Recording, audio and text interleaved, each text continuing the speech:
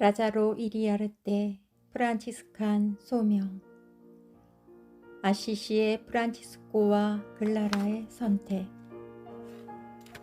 제2장 복음의 학교에서.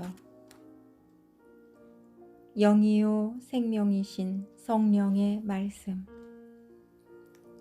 최근에 아시시의 프란치스코의 영성을 연구하는 학자들의 주의를 끄는 것은 성서에 대한 성인의 감각이다.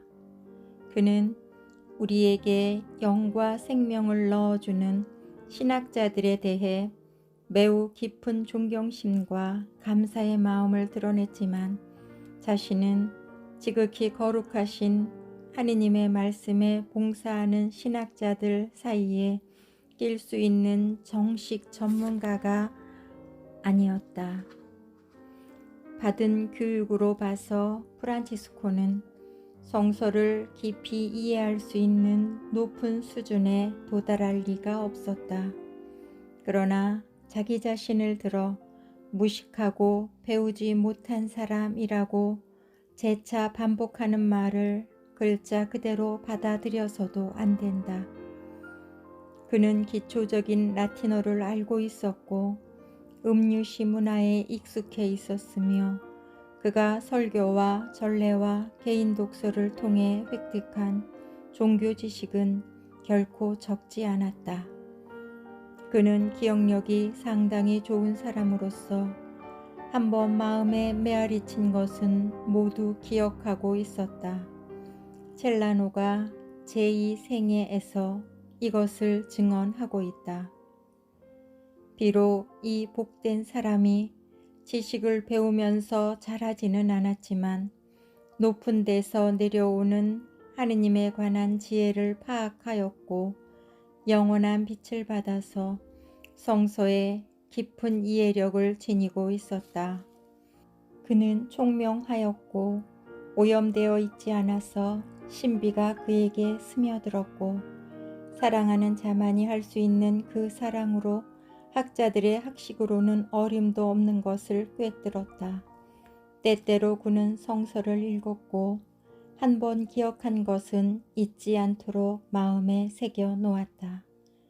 그는 무심히 한 귀로 흘려드는 일이 없었고 들은 것은 부단한 정열로 묵상하였기 때문에 그의 기억력은 책을 대신할 만했다. 그는 자주 의문투성이의 문제들을 한마디 말로 설명하였고 많은 말을 할 필요 없이 예리한 이해력과 깊은 꿰뚫음을 보여주었다. 이어서 이 전기 작가는 위 말의 근거가 되는 세 개의 증거를 댄다. 첫째는 도미니코회 형제의 증언이다. 이 신학자는 성인의 대답을 듣고 말했다. 나의 형제들이여, 순결한 생활과 관상의 기초를 두고 있는 이 사람의 신학은 고공을 나는 한 마리의 독수리입니다. 이에 비하면 우리의 지식이라는 것은 땅에 엎드려 기어다니는 꼴입니다. 둘째 증거는 성인이 성서의 어떤 구절을 깊이 해석한다는 것을 본 추기경이 하느님의 영이 프란치스코 안에서 일하심을 인정하는 것이고, 셋째 증거는 프란치스코가 눈병으로 고통에 시달리고 있을 때에 성인에게 성서를 읽는 데서 위로를 찾으라고 권하는 어떤 형제에게 주신 대답이다. 성인이 그에게 말했다. 성서를 읽는 것은 좋은 일입니다. 성서에서 우리 주 하느님을 찾는 것은 좋은 일입니다. 그런데 나는 묵상을 하고 마음에 되새겨 보기에 충분할 만큼 이미 성서의 많은 부분을 나의 것으로 삼았습니다. 아들이여, 나는 더 이상 필요한 것이 없습니다. 나는 불쌍하게 십자가에 달리신 가난한 그리스도를 알고 있습니다. 당대 신학 해석을 가지고 이해하기 어려운 성서의 많은 새로운 면들을 직감으로 깨닫게 된 것은 성인을 가까이 대한 당시의 학자들뿐만 아니라 오늘의 학자들도 놀랍게 만든다. 성서에 대한 이러한 감각은 실은 지식보다도 체험에서 오는 것이었고, 무엇보다도 성 바울로가 말한 대로 에베소서 4장 13절 아버지의 말씀이신 그리스도에 대한 심오한 지식이었다. 성인은 성서를 이해할 수 있는 이러한 은혜를 하느님으로부터 받았음을 알고 마음이 가난한 사람답게 이 보화를 자기 자신만을 위해서 간직하지 않고 모든 사람들과 나누려고 했다.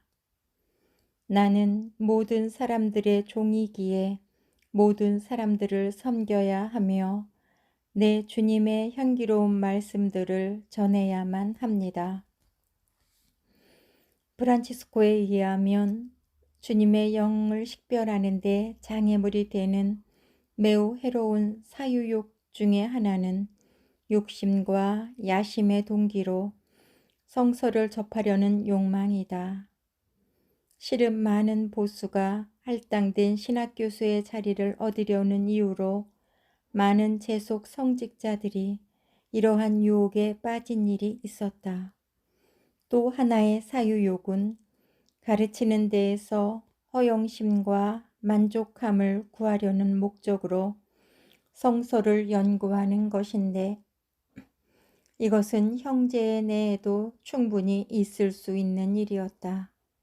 그럼에도 불구하고 성인은 성서에 담겨있는 생명의 메시지에 맞들이고 그것을 생활의 규범으로 삼도록 모든 이에게 촉구하였다. 그것은 하느님의 말씀이 영과 생명이기 때문이다. 이미 많은 학자들이 형제회에 들어온 후에 혹은 형제 안토니오에게 직접 쓰신 편지를 통해 신학과의 설정을 허락한 후에 형제들에게 다음의 권고 말씀을 보내셨다. 사도가 말합니다. 문자는 사람을 죽이고 성령은 사람을 살립니다. 고린토이서 3장 6절. 다른 사람보다 더 많은 지식을 가진 사람으로 인정받고 또한 친척이나 친구들에게 줄 많은 재물을 획득하려고 다만 말마디만을 배우기를 열망하는 이들은 문자에게 죽임을 당한 사람들입니다. 그래서 하느님의 문자, 성서의 정신을 따르기 원치 않고 말마디만을 배워 다른 사람들에게 설명해 주기를 열망하는 수도자들은 문자에게 죽임을 당한 사람들입니다. 그래서 알고 있는 문자나 알고 싶어하는 문자를 모두 자기 육신의 것으로 하지 않고 오히려 모든 선을 소유하시는 지극히 높으신 주 하느님께 그것들을 말과 표양으로 돌려드리는 사람들은 하느님의 문자의 정신으로부터 생명을 얻은 사람들입니다. 성인의 글을 살펴보면 성인이 시편집을 제외하고는 구약 성서를 직접 접한 적이 없었다고 결론 지을 수 있다. 프란치스코가 시편집과 잘 익숙해 있었다는 것은 순환의 성무일도와 다른 기도문의 연구에서 확인된다. 그러나 신약 성서를 잘 알고 있었고 대부분 책들을 읽었을 뿐만 아니라 직접 묵상하였음은 잘 증명된다. 성인이 신약 성서를 이용한 부분은 수두룩하다.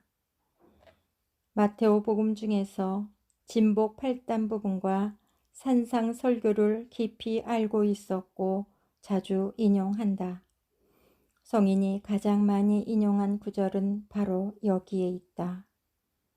여러분은 무엇이든지 사람들과 여러분을 위해 해주기 바라는 것을 그대로 그들에게 해주시오. 이것이 율법과 예언자들의 정신입니다. 마테오복음 7장 12절. 예루살렘 성소의 사본에 의하면 이 구절은 크리스천적 차원에서 인간적 유대를 조절하는 황금률이다. 프란치스코도 그렇게 알아들어서 모든 차원에서 이것을 적용시킨다. 봉사자들과 수와 형제들 간의 관계, 앓는 형제들을 위한 형제들의 처신, 죄지은 형제에 대한 봉사자의 태도, 형제가 약속한 생활을 지키기 어려울 때, 연약한 형제에게 주어야 할 도움, 세속 재판관들이 지켜야 할 의무 등이다. 성녀 글라라도 회칙에서 앓는 자매들을 위한 보살핌을 말할 때 같은 구절을 적용한다. 이것으로 프란치스코가 따르던 복음적인 교육 방법의 핵심적 원칙을 알 수 있다. 즉, 타인의 개인적 입장을 이해하면서 크리스천적인 정신으로 행동해야 하는 것이다. 마테오 복음의 제20장은 성인에게 특별한 의미가 있었다. 프란치스코는 이 장에서 봉사를 받으러 온 것이 아니라 오히려 봉사로 오신 그리스도에게서 자금이라는 덕성의 개념과 봉사의 정신을 배웠고, 이 개념은 작은 자로서의 권리 행사에 있어 근본이 되는 것이다. 마테오 복음과의 공관적인 유사성 때문에 마르코 복음의 직접적인 인용이 몇 개나 되는지는 확실치 않다. 루카 복음 중에 프란치스코는 예수 유년기에 관한 복음 1, 2장을 차근차근 묵상하였고 그 흔적을 여러 군데의 글에 남겨주었다. 그 중에도 특히 예수 탄생 예고에 대한 이야기는 성인에게 많은 빛과 신학적인 영감을 솟아내는 셈이 되었다. 이미 루카의 파견의 복음이 거론되었다. 마침내 성인의 마음에 드신 구절 중에 하나는 하느님 한 분 외에는 아무도 선하지 않습니다. 라는 루카복음 18장 19절이다. 탁월하게 관상적인 성격을 지니는 요한복음은 성인이 가장 자주 묵상한 말씀이다. 성인의 글에서 요한복음은 70번이나 인용되고 있다. 인준받지 않은 회칙 2장과 신자들에게 보내신 편지에서 최후만찬 설교 대부분이 인용되는 것 외에도 성인의 영성을 특정짓는 두 개의 텍스트를 꼽을 수 있다. 하느님은 영이십니다. 그러므로 그분을 예배하는 이들은 영과 진리 안에서 예배하여야 합니다. 요한복음 4장 24절. 생명을 주는 것은 영이요 육은 아무런 소용도 없습니다. 내가 여러분에게 이야기한 말들은 영이며 생명입니다. 요한복음 6장 63절. 사도행전 인용은 2개밖에 없다. 반면에 성 바울로 편지들은 72번 이상으로 인용되고 있다.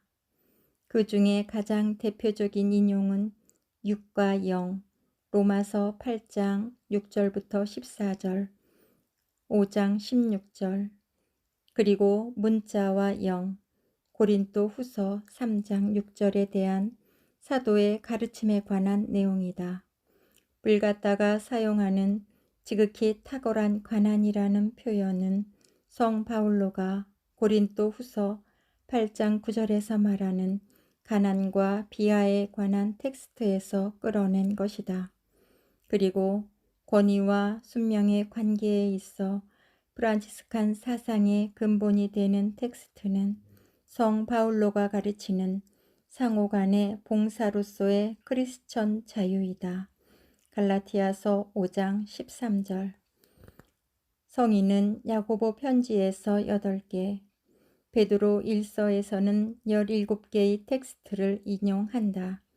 베드로 1서는 아마 그 당시에도 오늘과 마찬가지로 부활 후 주간 전례에 실려 있었고 프란치스코가 자기에게 영적인 풍요함의 시기가 되는 이때에 그것을 읽고 주의 깊게 묵상하였던 것 같다. 어쨌든 성인은 자신의 마음에 깊이 새겨 있었던 다음의 세 개의 말씀을 남겨주었다. 타양살이하는 나그네 같은 여러분에게 나는 권고합니다. 베드로 1서 2장 11절. 모든 인간적 권위에 순종하시오. 베드로 1서 2장 13절. 그리스도의 발자취를 따른다. 베드로 1서 2장 21절. 요한 1서가 10번 인용되는 가운데서 3번이나 반복되는 가장 중요한 텍스트는 하느님은 사랑이시다. 요한 1서 4장 8절 16절 이라는 것이다. 마침내 요한묵시록은 16번 인용되어 있고 특히 하느님과 어린 양이 찬양되는 찬미와 영광과 영예와 축복의 외침에서 그렇다. 사도행전 4장 8절부터 11절, 5장 12절. 프란치스코가 기록되어 있는 하느님의 말씀을 존경함은 미사 때 그리스도를 현존케 하는 하느님의 거룩한 축성의 말씀을 존경하는 것과 유사하다. 성녀 글라라는 자기가 쓴 글, 특히 성녀 아네스에게 보내신 편지에서 직접적으로나 간접적으로 성서를 많이 인용하고 월등히 신약 성서를 인용하고 있다. 성녀가 어디서 성서에 대한 지식을 얻었는지는 확실히 알 수 없으나 아마 그녀에게도 성인과 마찬가지로 매일 거행되는 전례, 특히 시기별로 독서가 배정되어 있는 성모일도가 지식을 제공하는 주요 수단이 되었을 것이다. 글라라는 또한 간절히 듣는 설교, 특히 지식인 말씀의 봉사자가 들려준 설교에서도 많이 배웠다. 고포르톨로의 아네스 자매가 성녀 글라라의 시성식 증언록에서 이것을 증언한다. 글라라 원장은 하느님의 말씀을 들을 때마다 매우 기뻐했습니다. 글 배운 적이 없었지만 좋은 설교를 즐거이 듣곤 했습니다. 이어서 이 증인도 필리포 롱고 형제가 부활 후 제2주일인 착한 목자의 주일에 좋은 설교를 하는 도중에 발생했던 기적적인 사건을 이야기하면서 본인이 청중들이 하느님의 말씀을 유심히 듣는 가운데서 예수님이 어린아이의 모습으로 함께 하심을 목격했고 그 빛이 글라라의 둘레에 비추고 있음을 목격했다고 말한 후에 그 빛은 성령의 현존을 드러내는 외적인 표시였음을 증언한다. 교황 요한 바오로 2세는 먼저 1978년 11월 5일 아시시에서 그리고 다시 1981년 10월 2일 프란치스칸 성년의 개막 메시지에서 다음과 같이 말했다. 가난뱅이 프란치스코가 당대의 사람들의 마음에 예리한 자필로 그리스도의 복음을 박아 놓으셨다. 그리고 이렇게 말한 다음에 성인에게 다음의 기도를 올렸다. 당신 시대에 살았던 이들에게 그리스도를 그렇게도 가까이 느끼도록 하신 프란치스코여, 힘들고 위기적인 오늘의 시대에 그리스도를 현존케 하도록 도와주십시오. 정말 도와주십시오. 오늘의 시대가 간절한 소망으로 그리스도를 기다리고 있습니다. 아시시의 프란치스코여, 그리스도를 오늘의 교회와 세계로 가까이 모시도록 도와주십시오. 당대 사람들의 걱정들을 당신 마음에 담아가지고 구세주의 마음과 사람들의 마음을 가까워지게 하신 프란치스코여, 우리도 당신과 같은 마음으로 현대 사람들의 흥망을 포옹하여 우리의 삶의 모든 것을 단순하고도 풍요한 복음의 양식으로 드러내게 도와주소서. 모든 것을 복음적인 차원에서 해결하도록 도와주소서. 프란치스코의 아들, 딸들이 이어받고 오늘날에 착수해야 하는 유산은 바로 이것이다. 먼저 우리 자신 안에서 복음의 요청과 도전을 받고 그것들을 오늘의 세계로 선포하는 것이다. 옛날과 달리 오늘날에는 누구나 성서를 가질 수 있고 읽을 수 있다는 것이 우리에게 큰 도움이 된다. 이제는 순수한 복음의 메시지를 받아들이고 선포하는 것이 시급한 일이다.